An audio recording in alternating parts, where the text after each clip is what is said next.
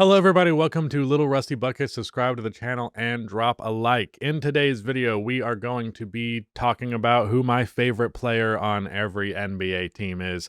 This is the type of video that I used to do in the past on formerly also now just Rusty Buckets. They never perform well at all because who cares what I think? Well, you guys care what I think. You guys are my favorite subscribers. I'm going to go through every NBA team. I did not write out a list, so there might be a little bit of like, who's my actual pick here? But with that said, we're going to start in the Eastern Conference, and I'm just going from the standings on down. And the Cleveland Cavaliers, my favorite player for them is Ty Jerome, although Evan Mobley is certainly climbing up that ladder. Ty just has an impact that I appreciate. I always appreciate like a fairly high volume scorer who does it in a limited capacity, but not in a way that's like, I don't know, like a Jamal Crawford type, because it's like, it's not really a limited capacity. You get opportunities and touches like a star player for 30 minutes a game, more or less. But he's played 19, 20-ish game or 20-ish minutes a game throughout the majority of this year, and his numbers are ridiculous for the time frame in which he plays. Per 36 this year, he's averaging 22.5 points per game, shooting almost 7 3-pointers per game on 51, 43, 87 splits. He's damn near 50, 40, 90, and he is averaging 12 points and 3.3 assists and 1.1 steals in just 20 minutes of action per game. Love Ty Jerome. Love his floater as well. He has one of the best floaters in the entire league. For the Boston Celtics, I think I will go with Derek White, but Jason Tatum is also not a bad answer. I don't love a lot of players on the Celtics. I've made that pretty explicitly clear, and I don't really think I love Derek White or Jason Tatum either, but Jason Tatum, I end up finding myself defending more often than not these days because of the way that a lot of people talk about him. I've been a Jason Tatum hater in the past, but I feel like at this point I'm far more in support than the average NBA fan is. I feel like a lot of people are weird about him. I also, weird take here, I feel like Jason has the best accessory combination in the entire league. I love the hand wrap or the wrist wrap, depending on what he goes with. The elbow band with his number on it goes hard as fuck, and the leg sleeve, plus he's got, tattoos in all of the right places. Like, he's got a very good aesthetic going on. I appreciate how much attention to detail he plays in that category, because I'm the exact type of dude who, if I was in the NBA, I'd be thinking about what accessories I'm wearing constantly more than the actual fucking game. For the New York Knicks, maybe Deuce McBride? I don't know. I actually like Mikal Bridges a lot, and a lot of people do not like Mikal Bridges. He's a weirdly, severely hated on player. I get some of the reasons why, others I don't. Like people being like, why is he playing like a third option on the Knicks? And it's because he's the third best player on the Knicks. I recognize they overpaid for him in the trade, but that doesn't mean that he should average 25 on 10 shots. So yeah, I guess I'll go with Mikal Bridges there. Deuce McBride is another pretty good pick. For the Indiana Pacers, I think I'm going to go Pascal Siakam. I actually think Pascal has become one of the more underrated players in the NBA because baseline, worst case scenario, he's a 20-point per game scorer, a very good defender, and for his position, an excellent playmaker. So like, you're going to get a guy who can score and defend and pass at a high level, at least positionally. And I would argue he's a better passer than most NBA players, period. So Pascal Siakam, underrated as hell, in my opinion. For the Milwaukee Bucks, this is easy. It's Giannis. I love Giannis. Giannis has been one of my favorite players of the last couple of years. I was especially a very big Giannis guy in his 2021 run. I was explicitly rooting for the Milwaukee Bucks the whole time because more often than not, whenever I get to the playoffs, I usually choose a team to be like, okay, that's the team that I want, just so I can, I can imagine, I can simulate the feeling of being a fan of a contending NBA team, since I'll never experience that in my actual life. The Detroit Pistons, I really like Malik Beasley. Malik Beasley has been a dude who I've enjoyed. He's got a very pretty jump shot. It's very funny how he forgot how to shoot as soon as he was a Laker, but like the times before that and the times after, he's at like 45% from three. I'm actually surprised Malik Beasley is not in as many Sixth Man of the Year conversations as he should be. Definitely think he's deserving of a little bit more buzz with that award, but it does not look like that's going to happen. But yeah, Malik Beasley is a very fun fun player. For the Orlando Magic, I think I would have to go with Jalen Suggs, although I can't say there's anyone on that roster that I love in particular. It's actually especially hard for me to watch Franz just because I know he could have been in my team's uniform. The Atlanta Hawks, I would have said DeAndre Hunter. He's no longer an Atlanta Hawk. Onyeka Okongwu? I guess Onyeka Okongwu would be my answer. The Chicago Bulls, Modest Buzelis. That is a very easy one. Buzelis is so fun, and he's the exact archetype of player that I always love. Love me a shot-blocking wing. You will never see me disparaging a high-volume shot-blocking wing. The Miami Heat, Bam Adebayo, probably, because I still love watching him play defense, even though his offense can be very frustrating at times. Would it be weird if I said Duncan Robinson?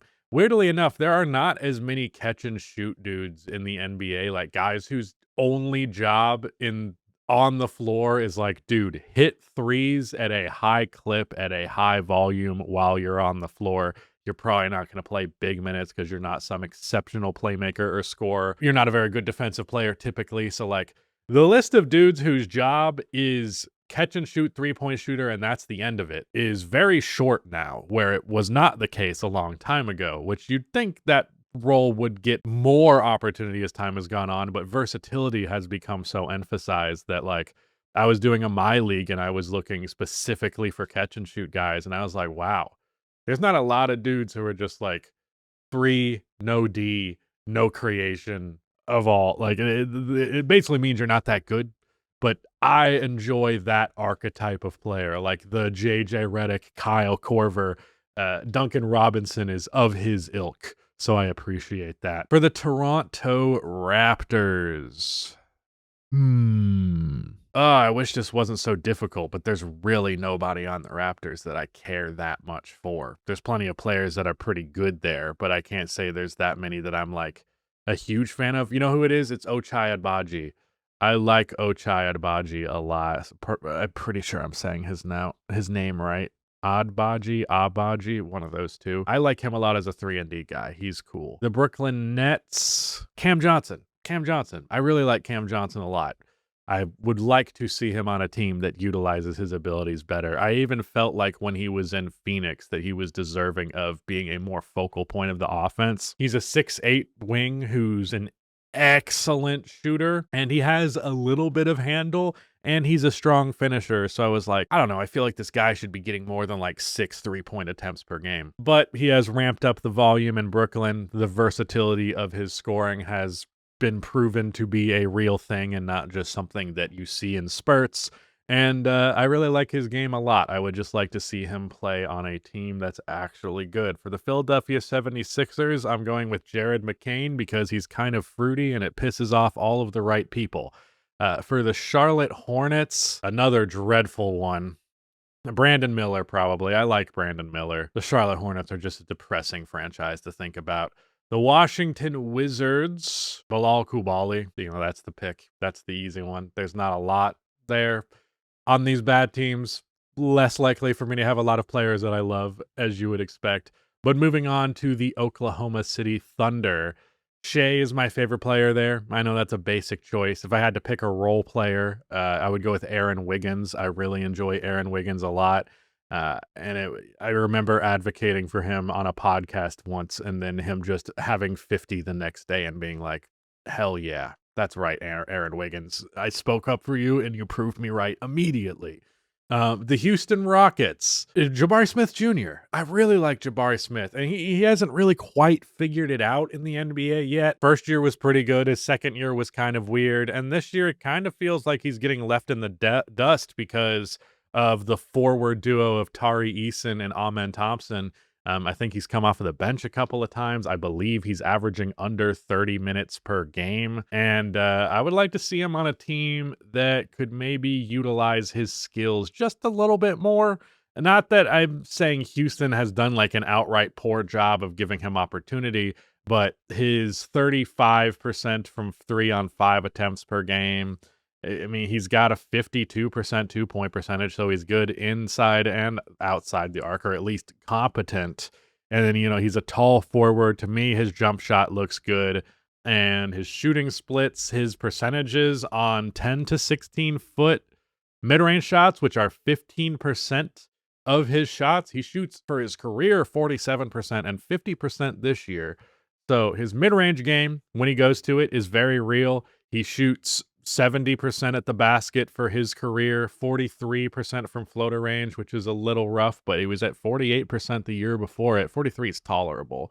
So, like, he's got good enough shooting splits. He's a big forward. He seems like a really good play finisher. So, I feel like a different team in a different circumstance with more playmaking, more just usage of his role. I think he could be better. But Houston has a lot of shit going on that they're trying to develop. So I'm not upset with them for this. I don't think they're failing him, but I don't think this is necessarily the best spot for him either. I also love the option to run him at the 5 when you're going small ball in certain lineups. For the Los Angeles Lakers, this is actually the first time it's hard because there's multiple answers. I could go Luka, Austin Reeves, I could go Rui. Rui probably frustrates me more often. Rui has his moments where he's really fucking annoying to watch, but when he has his moments where he's good, it's like, damn, this guy looks like a low-level all-star, but he just can never quite stick to it in that capacity. But he's a good play finisher and all that. But I guess I'd go Austin Reeves if I ultimately have to make a choice. I'm also a big fan of Jared Vanderbilt, and of course, LeBron James is LeBron James, even though I've never been like an outright LeBron stan. He's one of the greatest to do it, and seeing him do it at his age is always so fun. For the Los Angeles Clippers, Norman Powell or Zubats. I like both of them more than Kawhi and James Harden, but I think I'd go Norman Powell. No offense to my twin Zoo. The Golden State Warriors, Steph Curry, maybe my favorite player of all time. For the Minnesota Timberwolves, Anthony Edwards. That's an easy one. For the Grizzlies, I think I'll say Desmond Bane just because it feels good to be beyond right about him. I chose him as the steal of his draft, and that has very much rung true since then. The Sacramento Kings, Keon Ellis, I'm very privy to. I like Keon Ellis a lot. Keegan Murray, I feel like should be my answer to this question, but he's just kind of been disappointing. This year, he's down to 12.5 points per game, 35% from 3.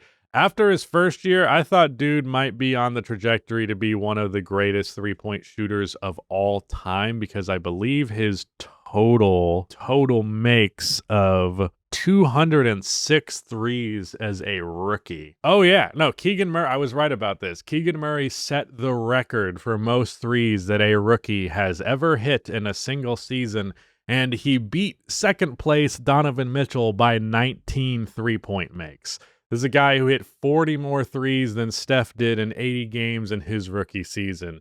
So obviously the game had changed in his favor since then, but I was like, dude, this guy can shoot the fuck out of the ball. 41%, 200 made threes as a rookie. And he hasn't been able to hit that mark since. And it's not by like some wide margin, but it is disappointing that he has peaked as a shooter in his rookie season, and he's going to be 25 next year. So kind of my vision of him being more of an actual borderline star tier player, I just don't know that he's actually going to reach it. And a lot of people projected that potential onto him, not just me. But looks like maybe that might have just been a little bit of an outlier or just a good start, and then he just ends up being a really good player otherwise, because he's still a good player. And though his offense has been disappointing since his rookie year, his defense has gotten better. He's gotten to the point of being straight up just a pretty good defender, and he's a tall guy. He's 6'8". He can play both forward spots. But I would have to go Keon Ellis because he's mostly been disappointing. For the Dallas Mavericks, I think I'm going to go with Max Christie. I've really liked him since he's been there. I enjoy that role for him. For the Phoenix Suns, Devin Booker. Ugh, what a terrible team. Portland Trailblazers, maybe Donovan Clingan. I kind of like how fucking massive he is.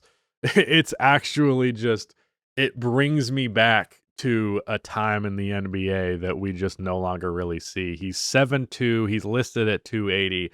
Wouldn't shock me in the slightest if he was 300 pounds. And like they are a way better defense with him on the floor. He averages 1.6 blocks in 20 minutes, which translated to per 36 gets you to fucking 3 blocks per game. I also just realized I completely blanked over Day'Ron Sharpe, and Day'Ron Sharpe is definitely my favorite. Day'Ron Sharpe? No, not Day'Ron Sharpe. Am I stupid? Shaedon Sharpe. My bad. Shaedon Sharpe. Yes, Shaedon Sharpe reminds me a lot of J.R. Smith. And as you may remember, I fucking love J.R. Smith. I made a video on this channel about that. Donovan Clingan, another reason I love him is because his nickname is Kling Kong, which just objectively fucks. But his opponent offensive rating is 3 points worse when he's on the floor. That's pretty good. It's nothing crazy, but it's pretty good. I remember seeing stats that were more impressive than that, but that's okay. Shaedon Sharpe, I have felt like he has a lot of potential for a minute. Dude, you got to do better than 31% from three. He had a 36% rookie year, and ever since he's been increasing his volume, it's not been good. And it's like, I believe he can shoot for real. Like, he's at 80% from the line the last 2 years. I think he even has decent enough mid-range stats. Yeah, he's at 47% from 10 to 16 feet, with that being about 11% of his shot diet, and 39% on the long twos, which he's taking about 10% of his shots from, which is a respectable rate. He's a damn good finisher. 75% at the rim is really good for a shooting guard. He's athletic as hell. He puts up points, but he's definitely lacking in efficiency. What is his true shooting percentage this year? Even 55%, which is about 2% below league average. But hey, 18 points per game at the age of 21 on just 2% below league average efficiency is respectable. I just hope his three-point shooting isn't just something that looks like he should be good at it, and he actually is good at it.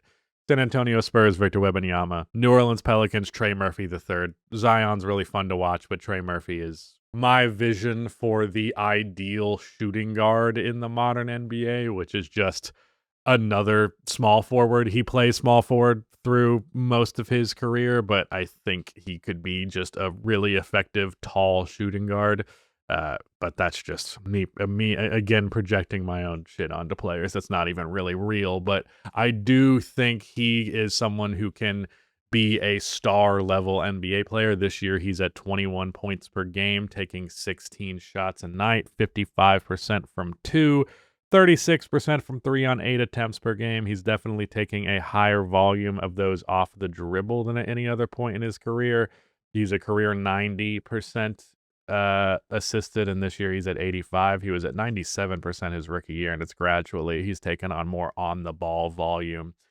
He is also not very good at mid-range shots, despite the fact that he is willing to take them, just not like, actually, I'm looking at these numbers now. I over-exaggerated. He does not take them that much, actually. It's about 10% of his shot diet.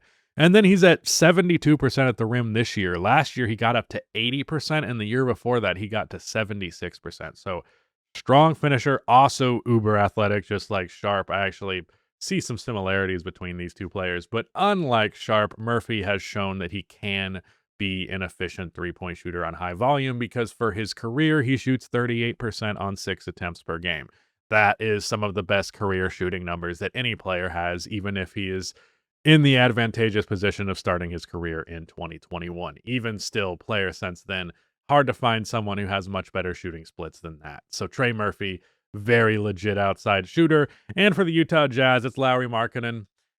Bittersweet seeing Lauri Markkanen blossom into a star in Utah, because on one hand, I was like, I always knew that he had this in him. On the other hand, I would have liked to see it on my own team. I didn't like seeing it happen in fucking Utah. But yeah, Lauri Markkanen is dope. Really, really like him. So, not going to go through the list again. Hopefully you just remembered it. That was my favorite players on every NBA team. Thank you so much for watching, but that is it. Goodbye.